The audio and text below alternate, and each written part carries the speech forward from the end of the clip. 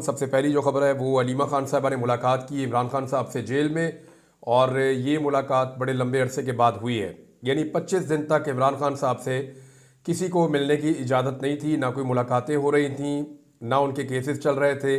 और ऐसी सूरत हाल में पूरे पाकिस्तान में पाकिस्तान तहरीक इंसाफ के कारकुनों में तशवीश थी। इन 25 दिनों में फ़र्क क्या पड़ा? इन 25 दिनों में एक आइनी तरमीम पास करवाई गई जिसे पाकिस्तान तहरीक इंसाफ आइन के ऊपर हमला करार दे रही है। अभी भी ये आइनी तरमीम मुतनाज़ है और अदालतों में इसको चैलेंज किया गया है। वो तफसीलात बाद में, लेकिन पहले अलीमा खान साहिबा ने इमरान खान साहब से मुलाकात करने के बाद क्या कहा, ये सुन लीजिए। अलीमा खान साहिबा ने कहा कि ये लोग जेल में इमरान खान को ख़त्म करना चाहते हैं, हम चुप नहीं बैठेंगे। अडयाला जेल के बाहर मीडिया से गुफ्तगू करते हुए अलीमा खान ने कहा कि बानी पीटीआई से मिलकर सब्र आ गया। उन्होंने बताया कि उनके साथ क्या सलूक किया गया है। 3 अक्टूबर से बानी पीटीआई को जिस हाल में रखा गया वो नाकाबिले बयान है। सेल की बिजली काट दी गई जहां पे उन्हें बंद किया गया इमरान खान साहब को। अखबार टीवी सब कुछ बंद कर दिया गया था। इमरान खान को जो खाना दिया जा रहा था इससे उनको वॉमिटिंग हो रही थी, उल्टियां आ रही थी उनको। 3 हफ्ते बाद उन्हें वर्जिश के लिए साइकिल दी गई है। सजाए मौत के कैदियों के साथ भी ये नहीं होता जो इमरान खान के साथ किया गया है। ये सारी चीज़ें मैंने आपको पहले बताई थी अपने सोर्स से खबर लेने के बाद कि इमरान खान को किस हालत में डाल दिया गया जेल में। क्योंकि मेरी इतला के मुताबिक इमरान खान साहब को 2 ऐसे लोग मिले हैं जेल जाकर जिनका उनसे मिलना कोई आम बात नहीं है। यानी ये वो लोग हैं जो जेल का अमला भी नहीं जानता कि कौन है, और वो अचानक रात के अंधेरे में आए, उन्होंने इमरान खान साहब से मुलाकात की। लेकिन उसके बाद इमरान खान साहब पर सख्तियाँ शुरू हो गई। अब जो बात समझ आ रही है, मुझे तो नहीं पता कि वहाँ पर बातचीत क्या हुई, मुझे ये भी नहीं पता कि वो कौन लोग मिलने आए थे। जो जेल में सोर्सेज हैं वो भी नहीं जानते कि ये कौन लोग हैं जो इमरान खान साहब से मिले थे। लेकिन ये जो भी लोग हैं उन्हें उस मुलाकात के बाद शायद गुस्सा आया और इमरान खान साहब के लिए हालात को मजीद तंग और मुश्किल कर दिया गया।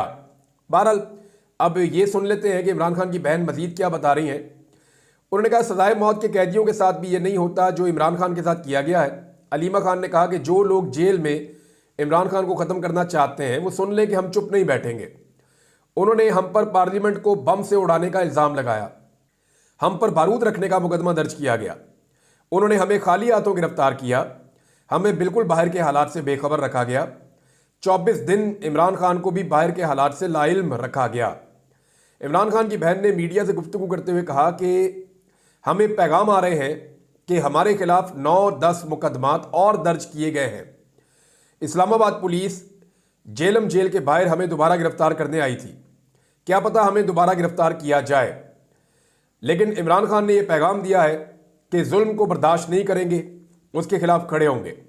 ये तो जनाब पहली खबर है। और दूसरी जो बड़ी खबर है वो भी मैं आप तक पहुंचा देता हूं कि एक इजलास से आपको मैंने बताया था कि आज के दिन में होना था, वो इजलास हुआ है। ये पहला फुल कोर्ट इजलास है।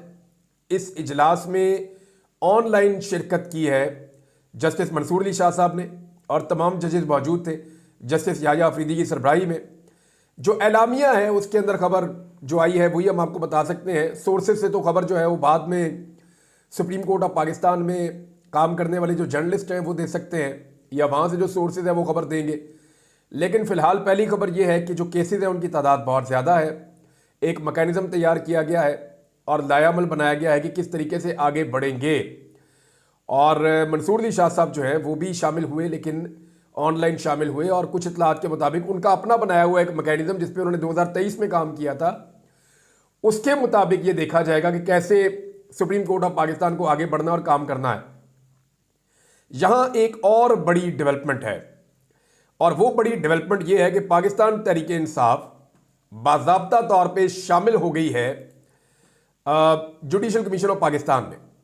यानी पाकिस्तान तहरीक इंसाफ ने बाज़ाब्ता तौर पर जुडिशल कमीशन ऑफ पाकिस्तान का हिस्सा बनने का फैसला कर लिया, जिसके लिए पार्लियामान के दोनों ऐवानों से अरकान नामजद करने पे इत्तफाक किया गया है। यानी हुकूमत ने नाम मांगे ना जी, 2 नाम अपोजिशन के आएंगे और 2 नाम हुकूमत के आएंगे। तो अपोजिशन में तो पाकिस्तान तहरीक इंसाफ है, उनके 2 नाम आएंगे, और हुकूमत में जो है वो PDM है, उनके 2 नाम आएंगे। तो इस तरह ये 4 लोग जो है वो ये जुडिशल कमीशन ऑफ पाकिस्तान के अंदर जाएंगे।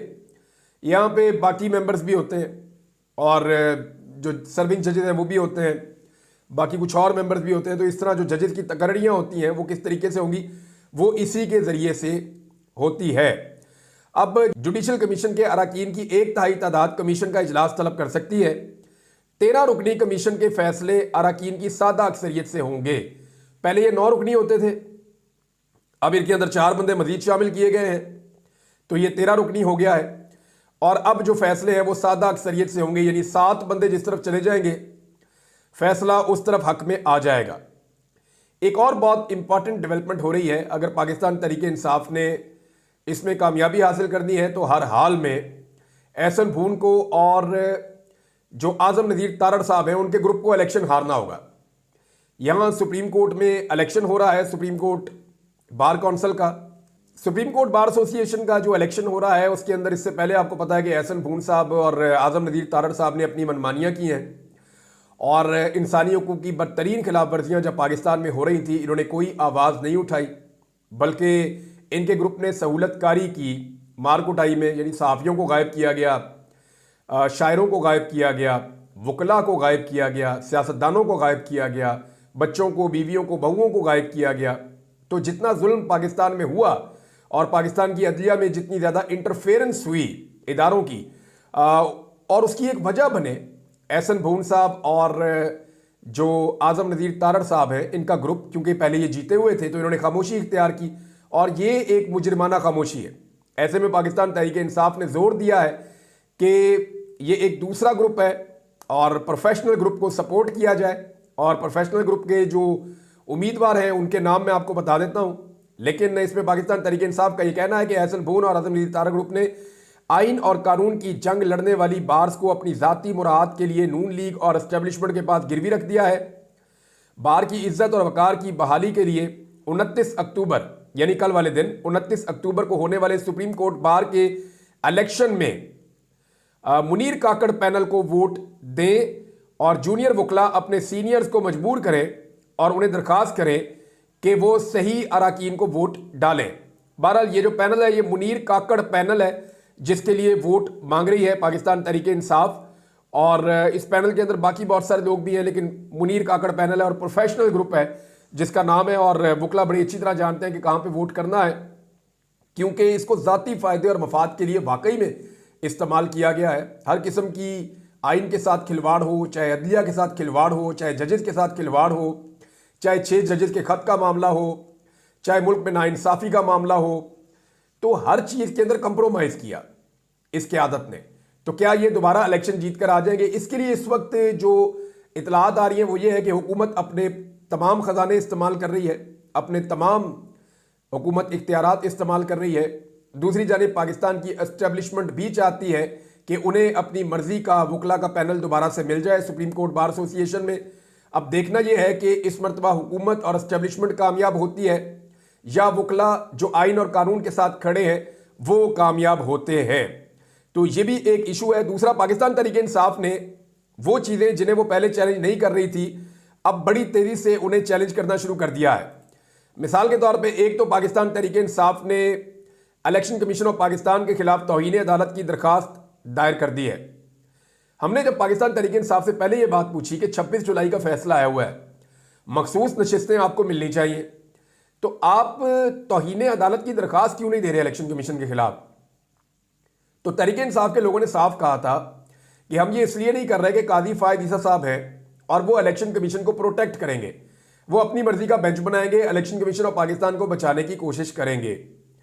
लेकिन अब क्योंकि काजी फायद ईसा साहब किस्सा पारीना हो गए और वो चले गए, रिटायर हो गए, तो उसके बाद अब उम्मीद कर रही है पाकिस्तान तहरीक इंसाफ, तो उन्होंने फौरी तौर पर इलेक्शन कमीशन के खिलाफ तौहीन अदालत की दरखास्त दायर कर दी है। सलमान अकरम राजा की जानिब से दरखास्त दायर की गई और इलेक्शन कमीशन के अरकान को इसमें फरीक बनाया गया और यह कहा गया कि 12 जुलाई को अदालत ने कहा था, फुल कोर्ट ने यह फैसला दिया था कि ये सीटें पाकिस्तान तहरीक इंसाफ को दी जाएं। लेकिन लंबा टाइम गुजरने के बावजूद अब तक इलेक्शन कमीशन ऑफ पाकिस्तान ने जो है वो हीले बहाने बनाकर ये सीटें पाकिस्तान तहरीक इंसाफ को नहीं दी हैं। और चीफ जस्टिस ऑफ पाकिस्तान काजी फायद ईसा की सरबराही में 13 रुकनी फुल कोर्ट बेंच ने इलेक्शन कमीशन के फैसले को गैर आईनी करार दिया था और जस्टिस मंसूर अली शाह साहब की जानिब से यह फैसला लिखा गया था। और सिर्फ चंद जजेस ने इसकी मुखालफत की थी, जिनमें जस्टिस कादी फायद ईसा थे, जमाल मंदोखेल थे, नईम अफगान थे, अमीनुद्दीन खान थे और जस्टिस याया अफरीदी ने दरखास्तों की मुखालफत की थी। बहरहाल अब इसके ऊपर अमल दरामद करवाना भी एक बड़ा टास्क या टारगेट है जस्टिस याया अफरीदी का या सुप्रीम कोर्ट ऑफ पाकिस्तान का। दूसरा, एक दरखास्त और लगा दी गई है और वो दरखास्त है फौजी अदालतों के हवाले से। ये भी तफसीलात मैं आपको बता देता हूँ। सिविलियंस के फौजी अदालतों में ट्रायल का जो केस है उसके हवाले से समाअत जल्द मुकर्रर करने के लिए सुप्रीम कोर्ट में दरखास्त दायर कर दी गई है और इस मुकदमे को नवंबर के दूसरे हफ्ते में मुकर्रर करने की इस्तदा की गई है। यानी अब जो फौजी अदालतों वाला मामला है वो भी सुप्रीम कोर्ट ऑफ पाकिस्तान में जल्द लग जाएगा, जबकि तहरीक इंसाफ ने इलेक्शन कमीशन को भी मजबूर करना शुरू किया है कि हमारी मखसूस नशिस्तें हमें वापस की जाएं, वरना तौहीन अदालत का एक नोटिस उनको जारी होगा और उनको एक नई सिचुएशन का सामना करना पड़ेगा। सलमान अकरम राजा साहब में और फैसल चौधरी साहब ने सुलह करवा दी इमरान खान साहब ने, और ना सिर्फ इमरान खान साहब ने ये सुलह करवाई है बल्कि इसके साथ साथ इमरान खान साहब ने फवाद चौधरी साहब के लिए भी एक सख्त बयान जारी किया है। इमरान खान की जानिब से पार्टी और क़यादत के खिलाफ बयानबाजी से फवाद चौधरी को बाज रहने के लिए पैगाम दिया गया है और उसके बाद फवाद चौधरी साहब ने मुंह पे उंगली वाला एक इमोजी जो है वो ट्वीट किया और उन्होंने कहा ठीक है मैं आप खामोश रहूँगा। और फवाद चौधरी साहब बहुत सख्त ज़बान इस्तेमाल कर रहे थे पाकिस्तान तहरीक इंसाफ की क़यादत के खिलाफ, लेकिन अब इमरान खान साहब ने उन्हें सख्ती के साथ मना कर दिया, जबकि उनके भाई की सुलह करवा दी है सलमान अकरम राजा साहब के साथ और उन्हें भी हदायत की है कि वो पार्टी पॉलिसी के मुताबिक रिएक्ट करें और पार्टी पॉलिसी के मुताबिक चलें। जो 26वीं आईनी तरमीम हुई है नादरीन, उस 26वीं आईनी तरमीम को लेकर सुप्रीम कोर्ट ऑफ पाकिस्तान में मजीद दरखास्तें दायर कर दी गई हैं। आबद ज़ुबैरी साहब जो साबिक सदर सुप्रीम कोर्ट बार हैं और उन्होंने भी ये दरखास्त दायर की है 6 मजीद सीनियर वकला के साथ मिलकर, जबकि बलूचिस्तान बार काउंसिल ने भी दरखास्त दायर कर दी है। तो 26वीं आईनी तरमीम के खिलाफ वकला कानूनी रास्ता इख्तियार कर रहे हैं और इसमें वकला में रद्द-ए-अमल भी मौजूद है। दूसरी जानिब जो कल इलेक्शन होने जा रहा है सुप्रीम कोर्ट बार एसोसिएशन का, वो इसी बुनियाद के ऊपर खड़ा है कि किसने आइन के ऊपर हमला बर्दाश्त किया और किसने अदलिया को कमज़ोर करने की साजिश का हिस्सा कौन बना। तो अब देखते हैं कि सुप्रीम कोर्ट ऑफ पाकिस्तान के जो मेंबर्स हैं या जो बड़े वकला हैं पाकिस्तान के, वो आइन और कानून के साथ खड़े होते हैं या अपने ज़ाती ताल्लुकात और अपने ज़ाती मफाद के साथ खड़े होते हैं। यहाँ पे एस्टेब्लिशमेंट की जीत होती है या फिर वकला और आइन और कानून की जीत होती है। ये एक बड़ा सवाल पैदा हो गया है। अयाज सादिक ने एक बड़ा चैलेंज कर दिया और खबरें हर जगह छपी भी हैं कि मैं सुप्रीम कोर्ट ऑफ पाकिस्तान का फैसला नहीं मानूंगा।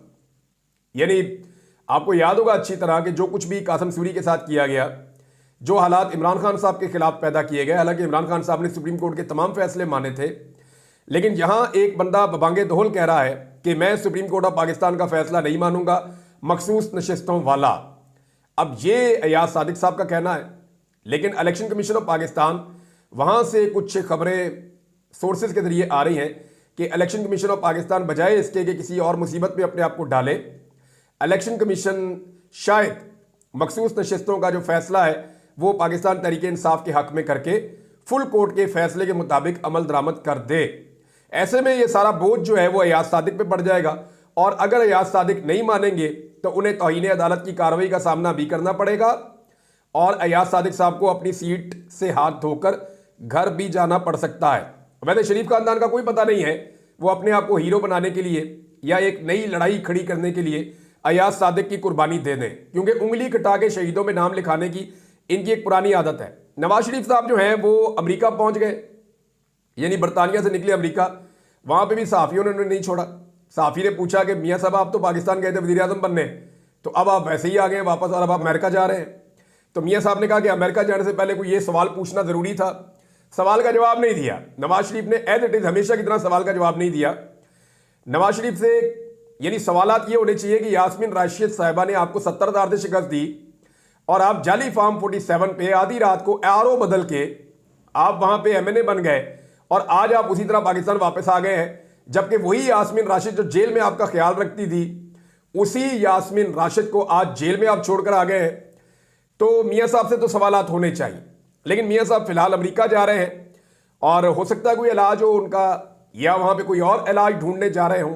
आने वाले दिनों में पता चल जाएगा कि मियाँ साहब अमेरिका में क्या कारनामे करते हैं। बहरहाल कादी फायद ईसा ने बरतानिया पहुंचना है और बरतानिया में जो पाकिस्तानी है उन्होंने ये देखें अजीबोगरीब किस्म के पोस्टर्स जारी कर दिए हैं और ये डोनट बीच में एक बनाया हुआ है और उनका ये कहना है कि वो काजी फायज ईसा के खिलाफ एहतजाज करेंगे।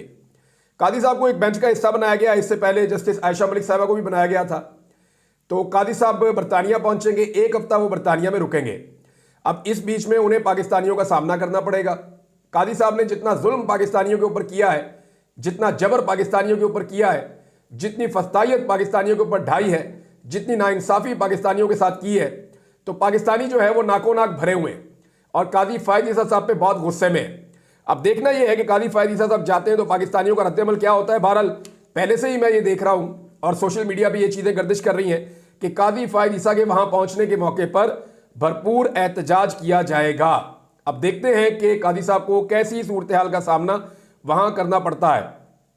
एक और चीज़ है जी, ईमान मज़ारी साहबा को और उनके शौहर को गिरफ्तार कर लिया गया है। ये इंसाफ के लिए लड़ने वाले मियाँ बीवी हैं। ईमान मज़ारी साहबा ने इंसानी हकूक़ के लिए बड़ी बुलंद आवाज़ की है और हमेशा आवाज़ उठाई है पिसे हुए तबकात के लिए। और मैंने देखा कि लापता अफराद के हवाले से इनकी जो खिदमात हैं, पाकिस्तान में किसी और लॉयर की इतनी खिदमात नहीं है। तो ईमान मज़ारी साहबा से बहुत सारी चीज़ों पे इख्तलाफ भी माजी में रहा, लेकिन एक बात है कि इंसानी हकूक़ के लिए और जबरी लापता अफराद की बाजियाबी के लिए जो कोशिश उन्होंने की वो पाकिस्तान में किसी ने नहीं की और इसके लिए पूरे पाकिस्तान को उनका एहसानमंद होना चाहिए। अब वो नाइंसाफ़ी के खिलाफ खड़े हुए, वो और उनके शौहर, उन्हें कहा गया जी 1 मिनट के लिए हम बंद कर रहे हैं और लंबा बंद कर देते हैं सड़कों को। तो हर शहरी की अपनी एक इज्जत नफ्स है। उन्होंने जब वहाँ पे प्रोटेस्ट किया तो उनके साथ जो भी सलूक किया गया, बाद में उन्हें गिरफ्तार कर लिया गया है और पूरे पाकिस्तान के अंदर वकला भी इसकी मजम्मत कर रहे हैं, इंसानी हकूक़ की तंजीमें और सहाफ़ी भी इसकी मजम्मत कर रहे हैं। तो ईमान मज़ारी साहबा और उनके शौहर को फौरी तौर पर रिहा किया जाना चाहिए। उनके साथ इस जुल्म और ज़्यादती को बंद करना चाहिए। जो लड़की खुद पूरे पाकिस्तान में जुल्म और ज़्यादती के खिलाफ खड़ी होती है, हमेशा आवाज़ उठाती है, हमेशा फ्रंट फुट पे आती है, अपनी जान को खतरे में डालकर, उसके लिए सबको आवाज़ बुलंद करनी चाहिए। नाज़रीन, एक अजीबोगरीब बात की है हुकूमत ने, वो मैं आपके सामने रख देता हूँ। इस पर डिटेल में हम बाद में बात करेंगे। हुकूमत कहती है कि जो जजेस मुतनाज़ हैं हुकूमत की नज़र में, वो आईनी बेंच का हिस्सा ना बने। दूसरा, हुकूमत कहती है कि जो जजेस गैर मुतनाज़ हैं वो भी हिस्सा ना बने वरना मुतनाज़ हो जाएंगे। तो हुकूमत से एक सवाल है सिंपल कि कौन सा जज बने। या तो जज मुतनाज़ होगा आपकी नज़र में या गैर मुतनाज़ होगा आपकी नज़र में। अब तीसरी नस्ल का जज हम कहाँ से ढूंढ के लाएं जो ना मुतनाज़ हो और ना गैर मुतनाज़ हो। यानी मुझे हैरत हो रही है इस हुकूमत की अकल के ऊपर। मेरे ख्याल में इन्हें चाहिए कि नवाज शरीफ को वापस बुलाएं अमेरिका से और उसको आईनी बेंच का सरबराह लगा दें और नवाज शरीफ से पूछ लें कि उन्होंने अपने कौन कौन से कारकुन और कौन कौन से बंदों को आईनी बेंच का मेंबर बनाना है। यही इनके पास आखिरी हाल रह जाता है। अजीबोगरीब हरकतें और अजीबोगरीब काम ये लोग कर रहे हैं।